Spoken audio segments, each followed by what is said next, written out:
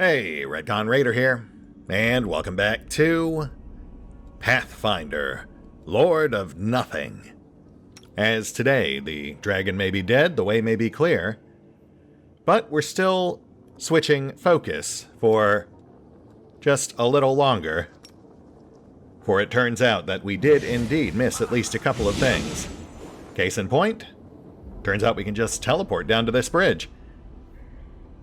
Which, to be fair, didn't spring to mind before, because it's something that only very sporadically comes up in Owlcat's Pathfinder. As we've seen in many other cases, they don't really tend to do actual interactive elevation levels. But in this case, the body was also a pretty big clue.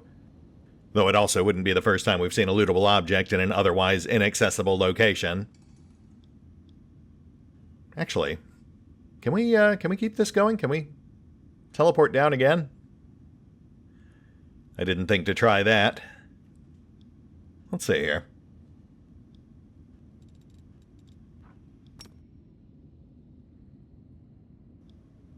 No. Okay. See, like, that's what I'm saying. We can do it in this case, on this specific chunk of bridge, but it is very inconsistent. So it's not the sort of thing that immediately springs to mind every time, not like in a game like Baldur's Gate 3, where vertical travel is a very frequent element to exploration. You know, a game like that, you're constantly on the lookout for things to try to climb or jump or otherwise traverse in search of all sorts of secrets.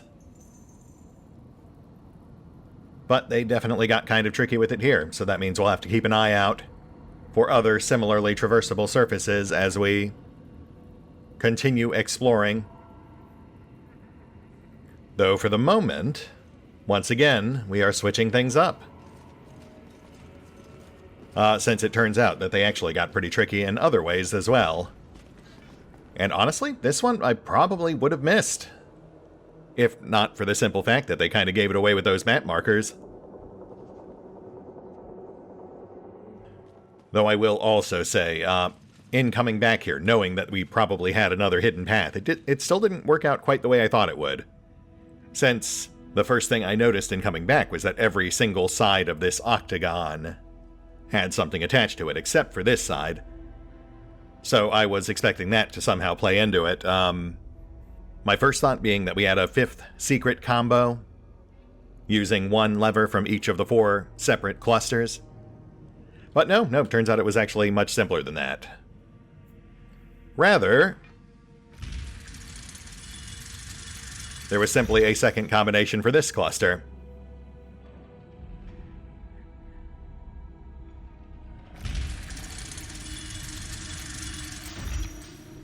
And voila! I have not, however, proceeded past this point, so let's tread lightly from here.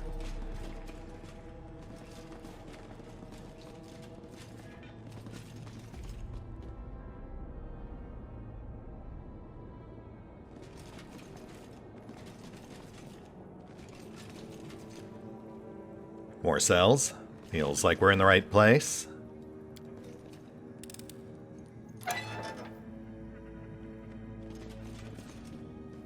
Fetchling peasant next cell over.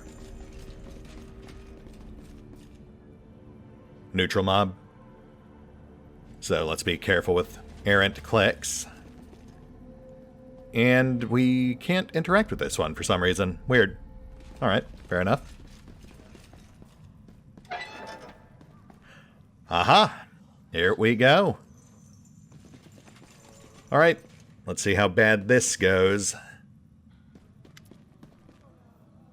Itham, I'm here at last. I came for you, brother. Ulob reaches for the emaciated fetchling. The unfortunate man's skin is covered with dark bruises, and his colorless eyes are sunken into his skull. You can leave. I'll free you. Ulob warmly hugs his brother and looks into his indifferent face with hope.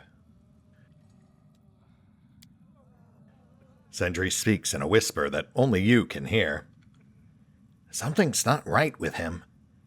I have a bad feeling about this. Yeah. Itham, didn't you hear your brother? We're here to rescue you.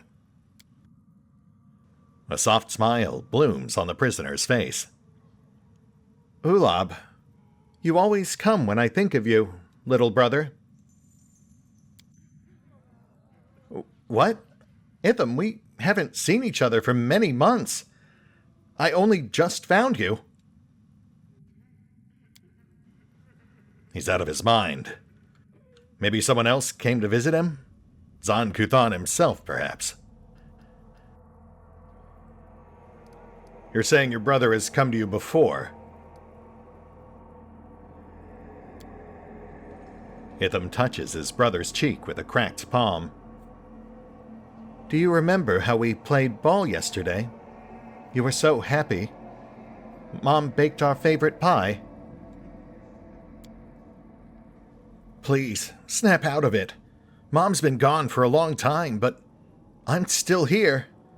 A tear runs down Ulob's pale cheek. What's wrong with you? Do you not want to leave? Itham turns his apathetic gaze to you. Usually the visions don't ask anything. I have seen the truth, found a purpose. I will not leave. No, you do not belong here. You don't need to suffer here. We are not visions. Please, come to your senses. Ulob grabs his brother by the shoulders and shakes him. Oh, this one's tricky.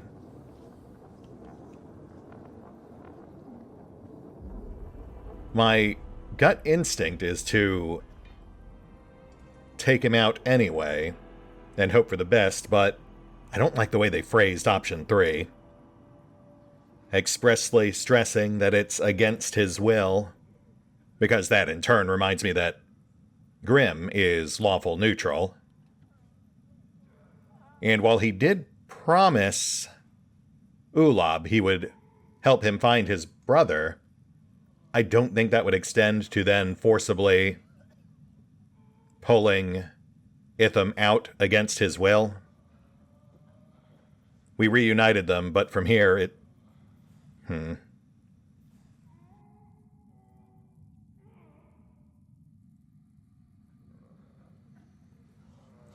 I really don't like the way they phrased option 3.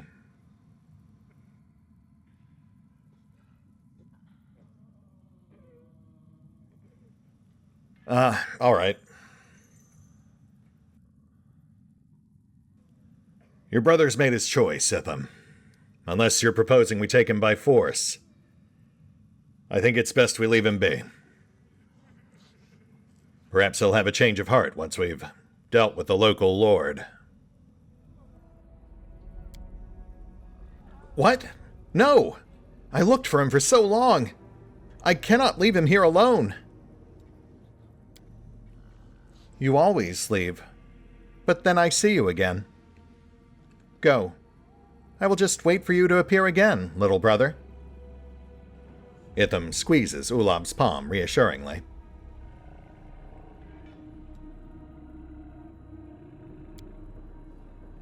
Ulob stays silent for a while. No.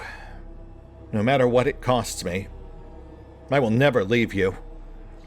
Bitterness and determination mix in the fetchling's voice as he addresses you. Thank you for bringing me here. Tagtikar's halls are further away in the northern part of the dungeon. Continue your search without me.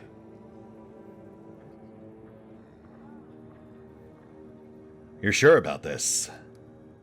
This is really what you want?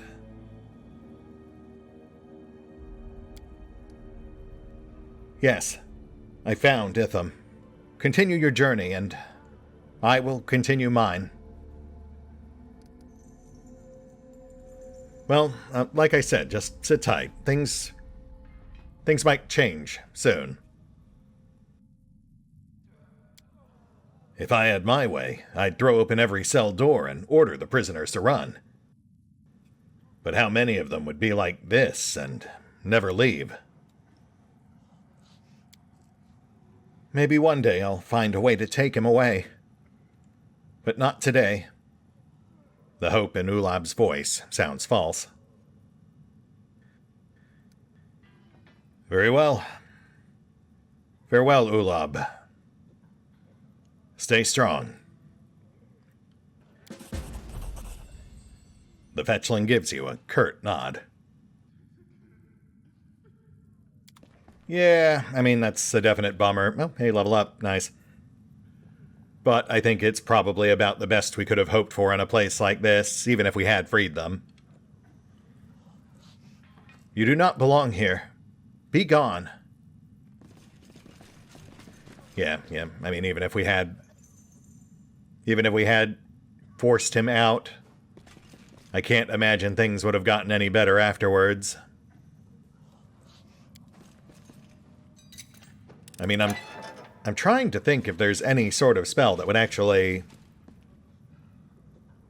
fix or alleviate that sort of mental trauma, you know. Oh, hi there. Crazed fetchlings. Interesting.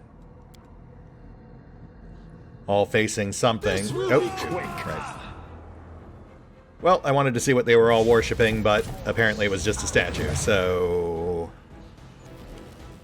Now we're fighting, and these are definitely a bit more intense than our usual blind fanatics. I'm seeing obvious signs of an arcanist and a kineticist. Far left and second to right. Fairly fragile, likely all different flavors of casters.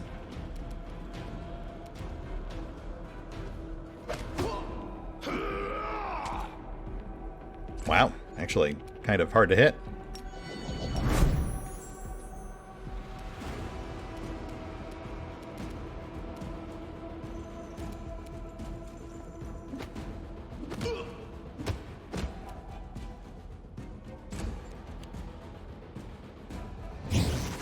Gather pen. Oh, shh. Oh, gosh. Okay, yeah, that is not a caster. That is a slayer. That would have been very humbling if Grim had immediately died.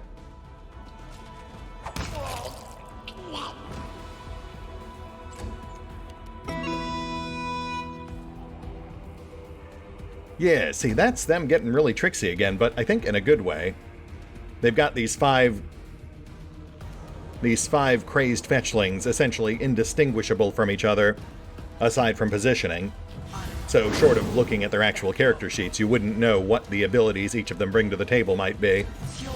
But they have, apparently, very different powers. You know, you've got a kineticist in there, you've got an arcanist, you've got a slayer. A definite formula for some nasty surprises, though ultimately something we can still bulldoze our way through, assuming we survive that initial engagement. And yeah, we probably would have had a much easier time if we had just opened fire from where we were. Took full advantage of the open invitation for an alpha strike. I just made the mistake of assuming they were all facing a central, more powerful foe. You know, some sort of actual boss monster or something more worthy of a full-on alpha strike. But nope, turns out they weren't.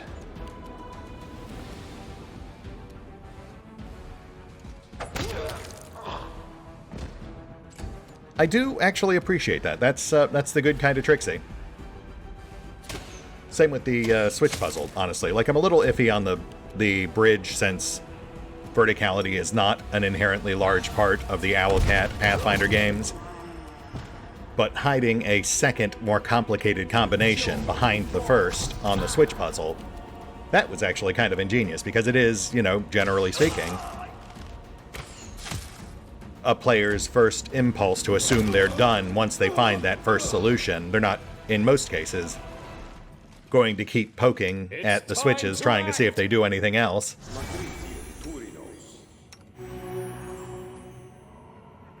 Though, actually, now that I'm thinking about it, I didn't even think to check the other clusters.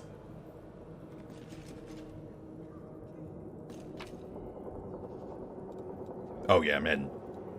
These guys were definitely loaded down. Way heavier than we would have expected after all those blind fanatics. Black key. Dex belt +2. Can actually use that. Okay, well, that was actually pretty fun. I mean, we almost got our butt kicked, but, you know, that is also part of the fun. That said, let's go ahead and finish clearing out this little cluster of cells real quick. Then we'll move back out to the main platform and pause. Midnight Flail. A +3 Vicious Druchite Flail that deals 1d6 extra unholy damage against enemies with a hit point total lower than the wielder's. It's alright, I guess. We don't really have any flailers, though.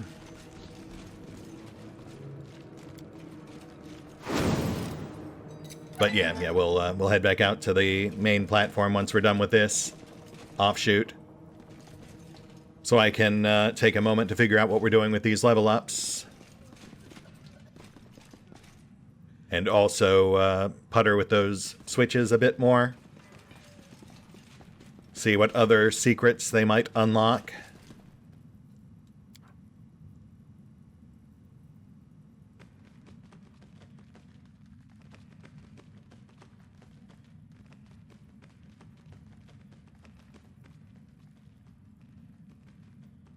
Oh shoot, and this area might actually be larger than I anticipated. Which, if it is, will fall back once that's obvious. Get the level up taken care of sooner rather than later. There's got to be something in one of these wings. Why else would they have them?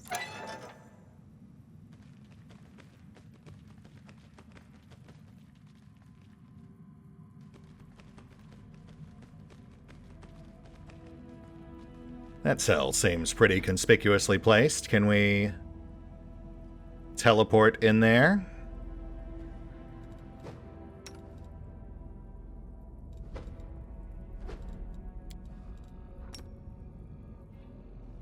No, which once again highlights the general inconsistency presented.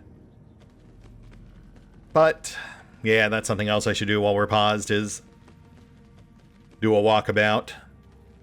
See if there's any other obvious ledges or platforms that we could potentially dimension door to.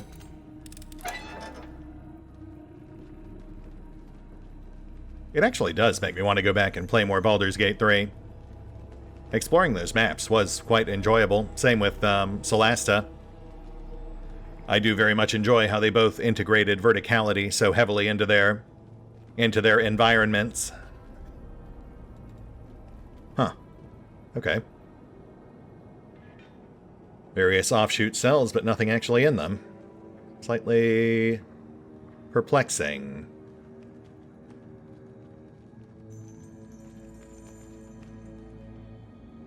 Though I would still give the Owlcat crew the edge on writing.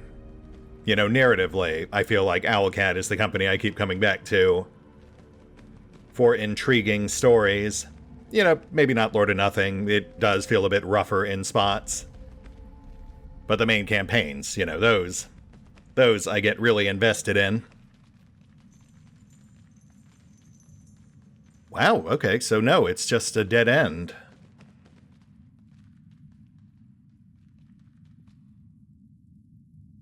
Is that part of the map we've previously traversed?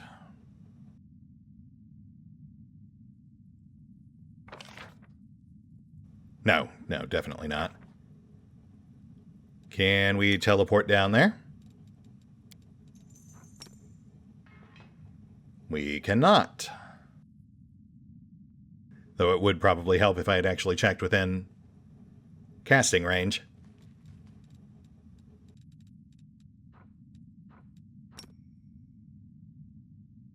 No.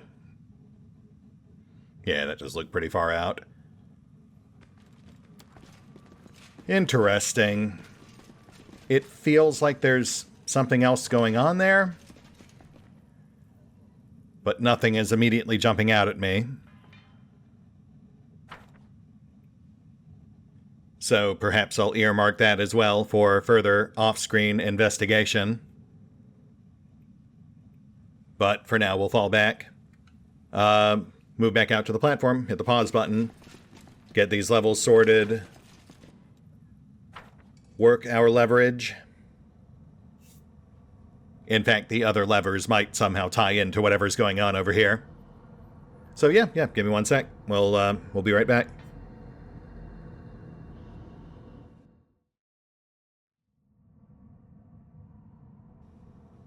And we are indeed back, like 30 minutes later. So let's go ahead and run through this. Thankfully, it's all pretty straightforward. Level 11, not a whole lot going on for most of our guys, just feats and spells for the most part. Plus the obligatory skill bumps.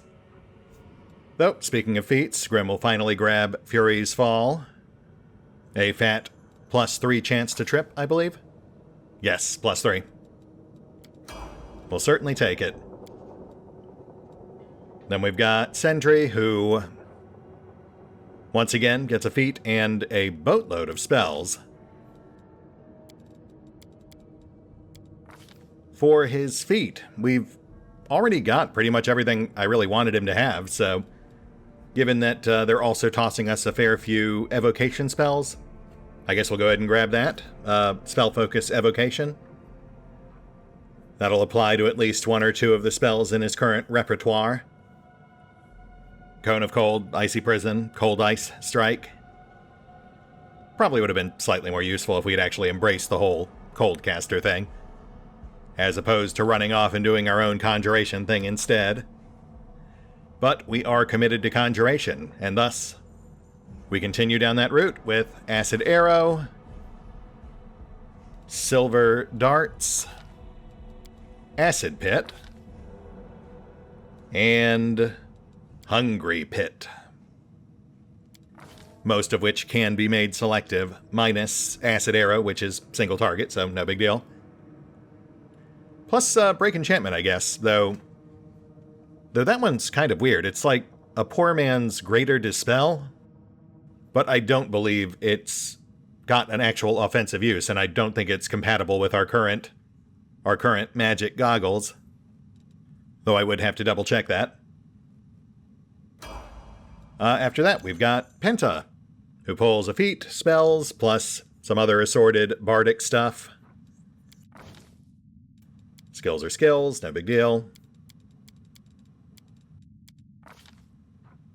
And while we do once again have a full slew of offense-oriented feats, I think we're actually going to go all the way down and set our sights on...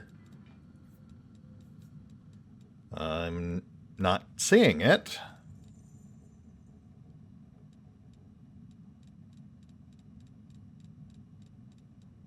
Aha! Greater Spell Pen. I was expecting it to be listed under Spell Penetration, Greater. I do not approve.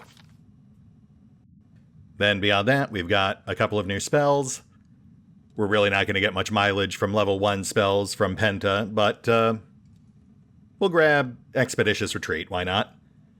For her level 4, however, we will pick up Invisibility, Greater. I find that slightly grating. And yet we move on. To Record, who pulls a feat, a new sneak attack die, which is fantastic, and Finesse Training, which is slightly less fantastic. And for his feat, we'll go ahead and keep things simple and finally snag Improved Crit Longbow. Plus, I guess, Finesse Training Short Sword. It honestly, legitimately does not make a difference. If Rek gets stuck in melee, then things have already gone very wrong. Next up, Sir Brown. who gets a feat and spells. Plus skills, of course. For his feat, he is a rapier main, and of course he already has improved crit. So we'll simply stack on top of that with critical focus. Which finally brings us to Kanos. And by extension, Gaia. Once again, feat plus spells. Though he does get some very nice spells. And for his feat, slightly off script here. My original plan was to make him a scimitar main. But at this point, I do feel like the Dirge of Sargeras is likely to be his endgame weapon, so, you know, might as well roll with that instead. Bank that extra +1 to hit.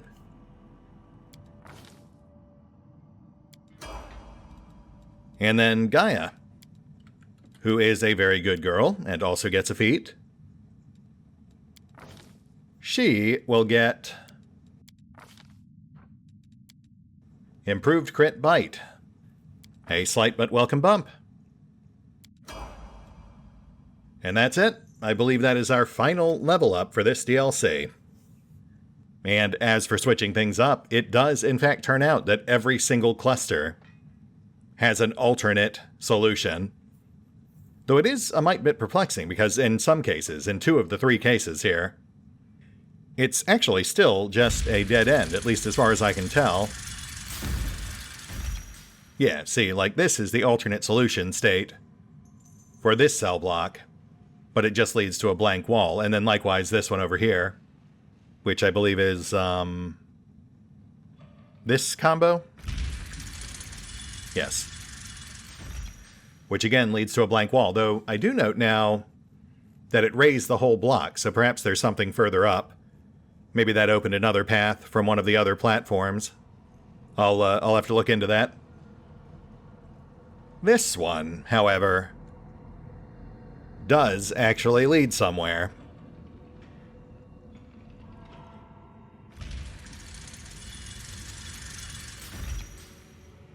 And there we go.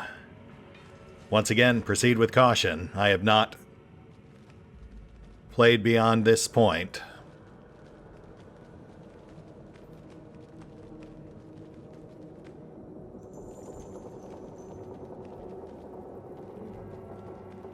Knowledge check off left. Which actually is something I should, well, hold on, we'll get to it in a sec. Another world check. Interesting.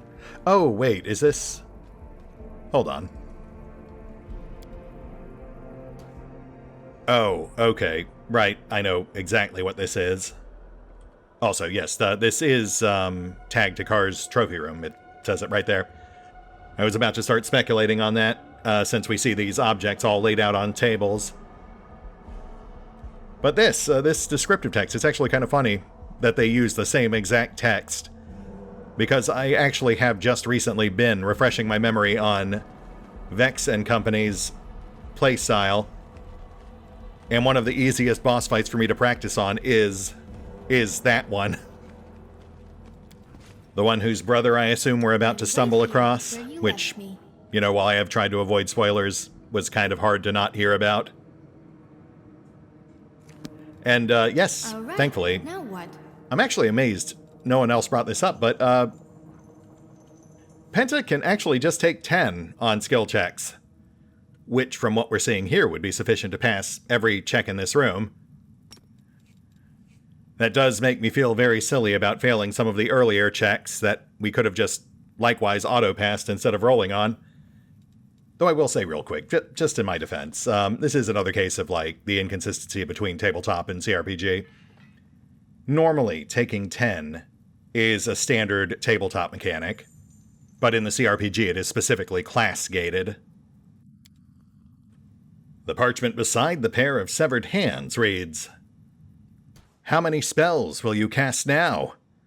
Beneath the crusted blood, one of the fingers bears a ring with the holy symbol of Abadar." Abadar?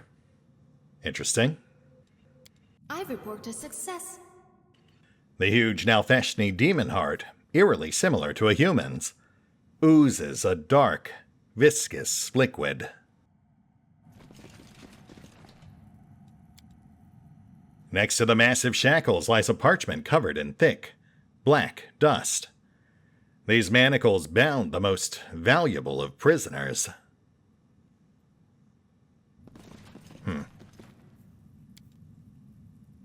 The old saw, covered by a thick coat of dried blood, scraps of flesh, and splinters of bone, is bent from prolonged use. Ominous.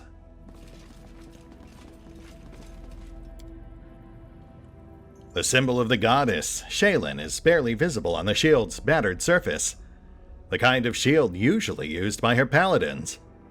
A smooth, human skull lies atop it. Okay, well that's gotta be our would-be savior. Though, I thought he was an elf. Am I misremembering that?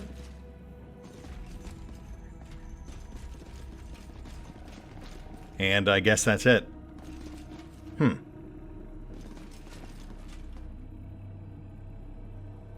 Except for whatever's going on over here. Can we, perhaps, dispel the darkness? Let me just tap that quick save button, and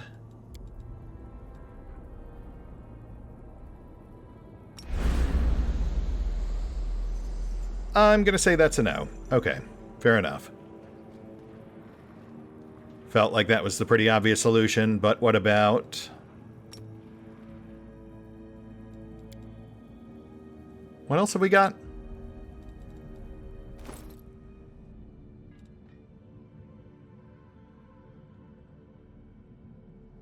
Oh, yeah, right. They have been giving us an awful lot of these.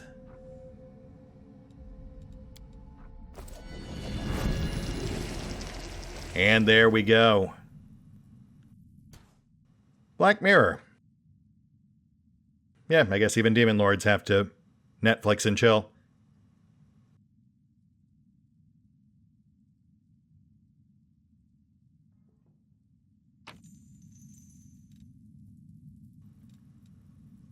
The ominous mirror is cracked. It's currently missing a fragment. Is it now? Well, where would that be? The only... Well, no, I haven't... Right, okay. The suspicious dead end on the other side. The cell blocks we just raised. Okay, give me a sec. I'm going to have to recanvas the entire map now that we've got True Sight running. One sec.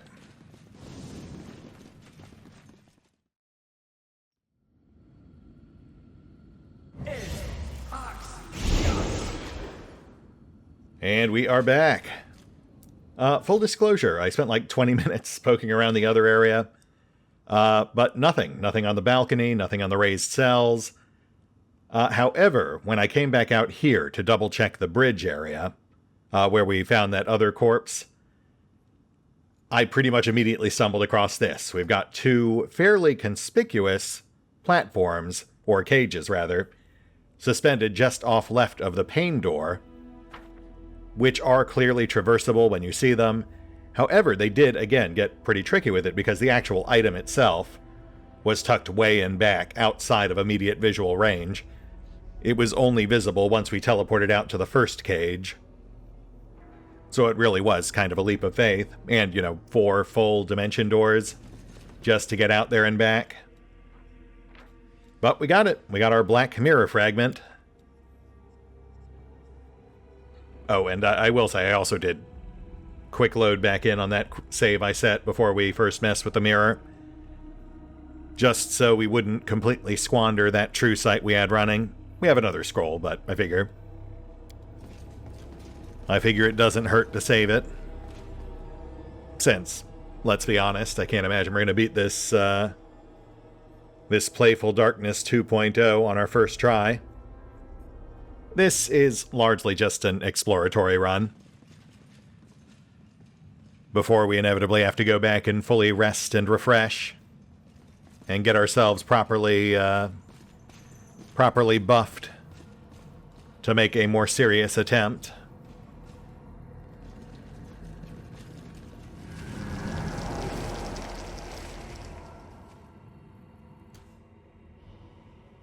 Though I suppose we can at least hedge our bets a bit before we go in there.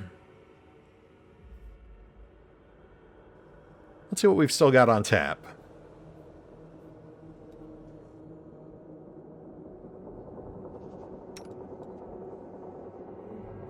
Bone Fists. Also still have an Animal Growth on tap. Let's go ahead and toss that out.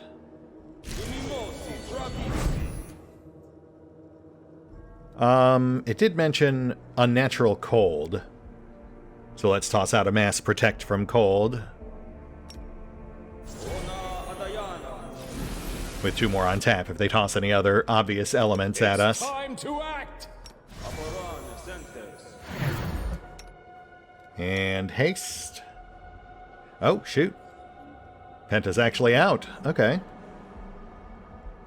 I know I can help. Ah. But Sentry's still got some. Alright. Let's see through this glass darkly. To those who are about to die. Etc., etc.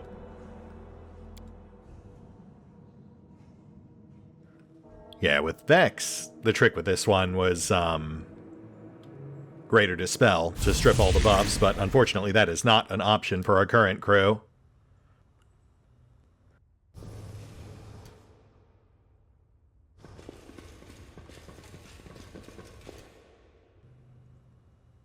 Oh, gosh darn it. Do we have another puzzle here? The crystal, covered with handprints and streaks of dried blood, seems to function as some sort of button, but is currently inactive.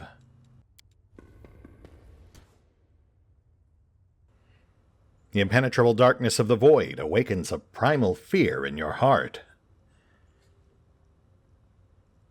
Well, crud. That means we may have just wasted a haste.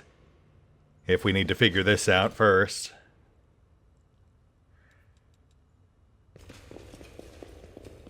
Religion check. Which Penta is not trained in.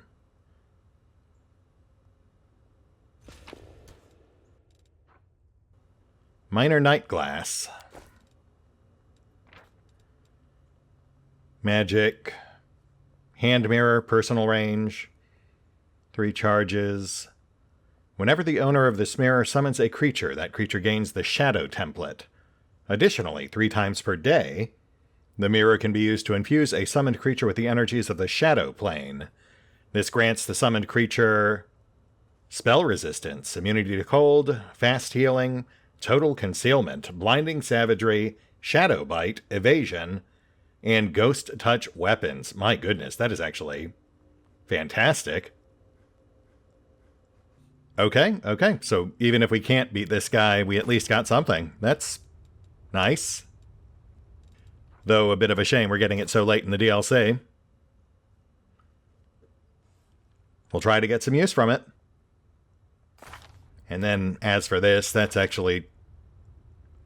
is unfortunately tricky because, yeah, Penta's not trained in that particular skill. I mean, she is, but not well enough that she would automatically pass the check when taking 10. So it would default to a roll with Sir Brown, which would be plus 17. I'm always ready. I mean, I'm not really seeing how we have any other options. Unfortunately, as aforementioned, you can't normally take 10s or 20s in the CRPG.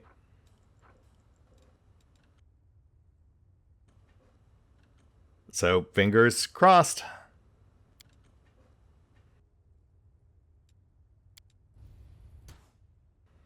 Oh, thank goodness. Embrace misery in this world and the next. Forget all that is not suffering. And tune your mind so that you understand the pleasures of pain. I mean, normally I'd say hard pass, but, you know, we are kind of here to embrace the pain, so... Oh, yeah, that feels pretty obvious. We can already see levers for misery and pain.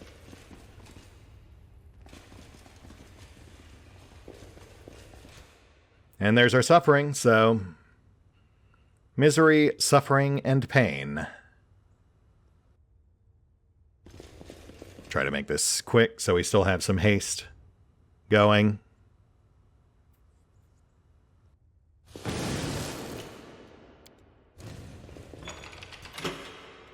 Ow.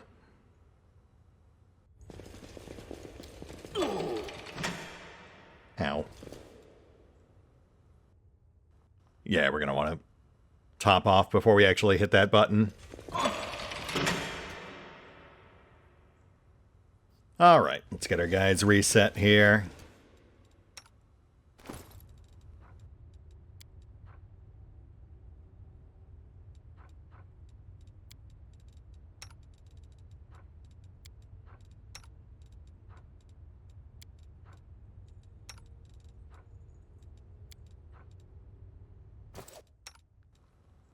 Ooh, and Greater Invis. Doubt it'll make much difference, but it certainly can't hurt. And here we go. Unless there's another puzzle.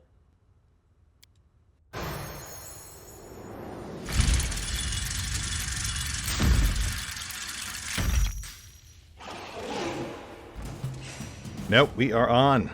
Okay. You know what? Normally I wouldn't do this, but let's at least have a quick peek. Level 37, sure. 800 hit points. 43 AC. I mean, it's up there, but the dragon was worse once it got its buffs going.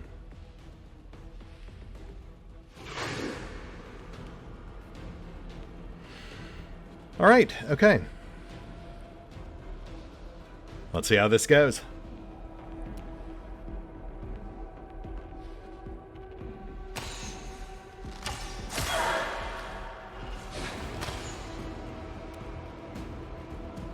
Sneak attack immune? Or was he not flat-footed?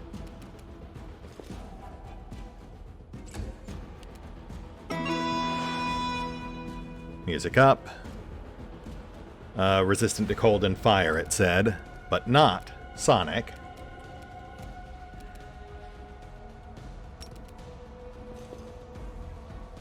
Right, but you were too far. Gotcha. Oh, of course, right. And because Grim activated the button, now it's blocking him from a full charge, but he can hit it. Full Alpha Strike charge would potentially do some damage. Don't hold back! Oof. So it is definitely not flat-footed.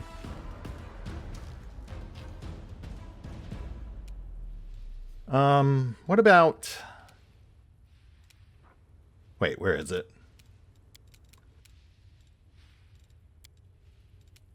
There we go. Yeah, if we can, odds aren't in our favor, but if we could actually paralyze it, we could potentially go for a coup de grace. Oh, wow. Okay, well, I mean... Oh, this is going to be hilarious if we can actually somehow kill it before it even gets going.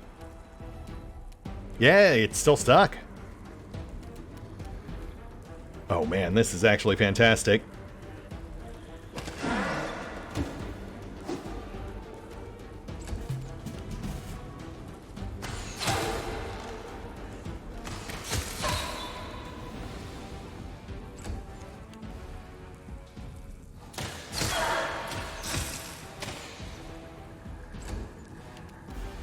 All right, Grim, come on, man. Coup de grace. Auto crit too, so in theory this should also prompt all of his adjacent allies to likewise attack.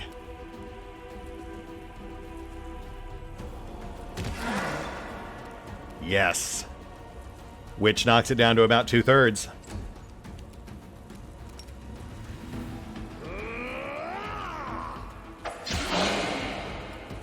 And half. Oh, please stay frozen. One more round, that's all we need.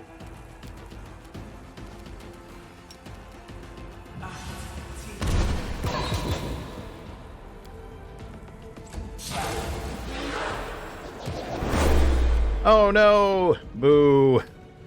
Alright, he's back in action. But on the bright side, he didn't instantly full heal or anything.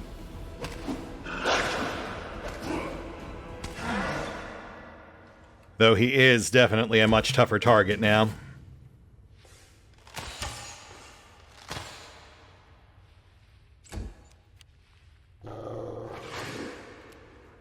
Yeah, that 43 AC is rough. Plus that 26 spell resist.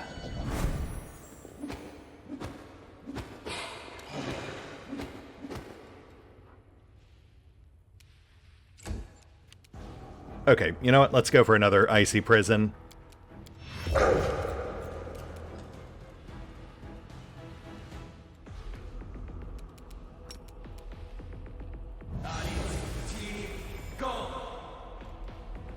Oh, no, didn't even make it past the spell resistance this time. Though, Sentry's not awful with that. I mean, it's like a 50-50 shot, basically a coin toss.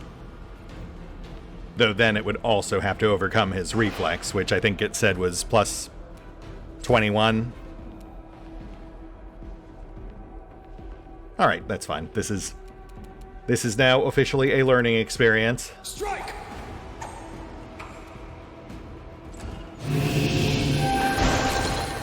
Oh, goodness. Yeah, that's not great. Okay, well, resist cold certainly helped with the damage, but less so with the massive dex hits. Oh, gosh darn it. He also tossed up a freedom of movement. Die! Which, in theory, we could try to dispel, but odds there probably aren't in our favor either. Honestly, based on what we've seen thus far, best bet would seem to be trying to chain lucky, icy prisons, and then just coup de grace him to death before he can really do much of anything.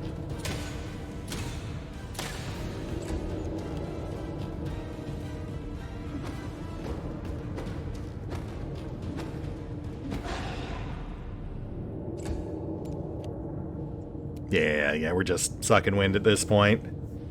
The 43 was already tough enough to hit. But half our guys are dex-based, so now we're even worse off. Let's try a dispel.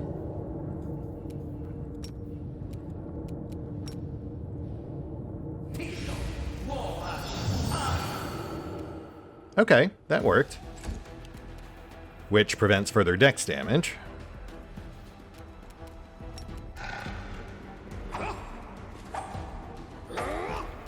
Yeah, Brown's dex base, so he's basically useless at this point. Record 2. Oh, well, okay, so yeah, now Grim's out. And unfortunately, Kanos and Gaia are a bit of a step behind Grim when it comes to doling out damage. I will say, though, you know, like, we've definitely lost this. But we did not get curb stomped as quickly as I thought we would. I really thought this thing would wreck us a whole lot faster.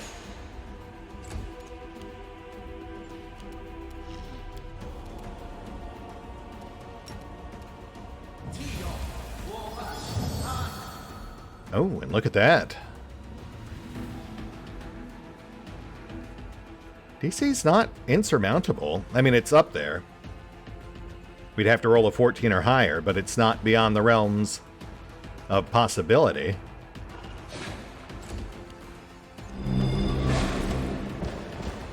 My wounds pile on.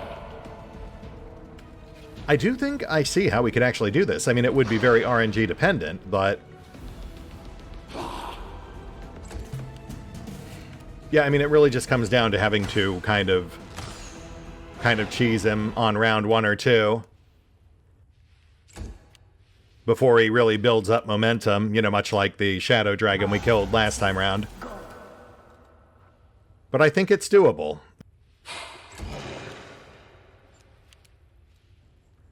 Not a bad first try. We got him halfway down.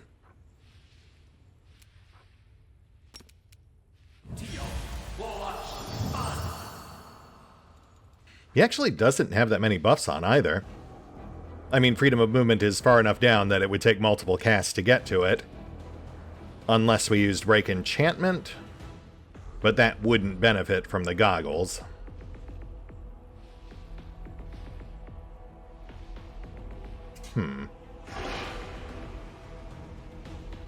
I honestly do think if we had landed that second Icy Prison and maybe rearranged our initiative lineup a little, we could have actually won it.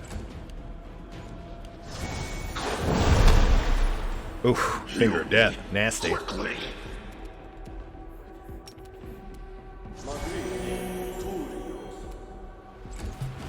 Alright, go ahead and kill us.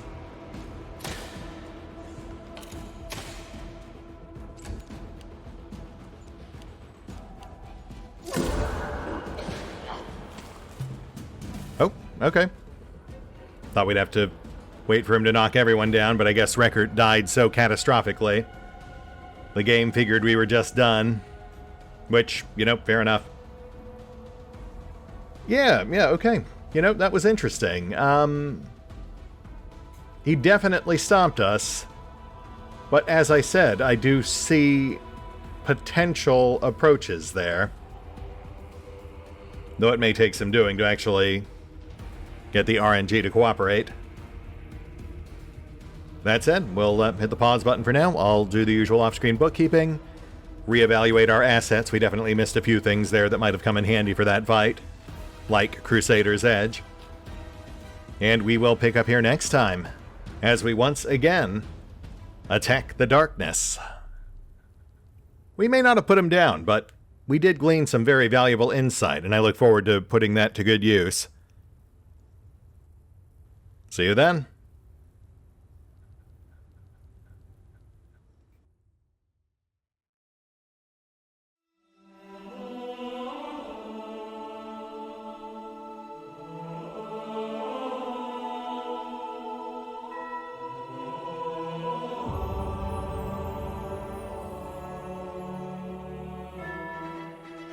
Oh, and special thanks to the Raiders, the fine folks who help keep this channel going, including but not limited to Eerie V23, Revenant, Alois, Arrow Bowman, Dragon Matrix 7, Drakiith, EgonAlter, Exsellsior, Gottlieb, James Trimmier, Kazorm, Lady Shayna, Mark Giemza, Nathan Welch Jr., OverlordPherom, RandomPassrby, RobbyB, Tomasz Piątkowski, Triphoppenskip, and Valinrook. Thanks for your support, guys. That said, if you'd also like to help support the channel, then feel free to push the buttons that do the things. Trust me, it does make a difference. Or you could even check out the PayPal, the Patreon, the Nexus GG, or the YouTube memberships. Links are in the description. I report a success.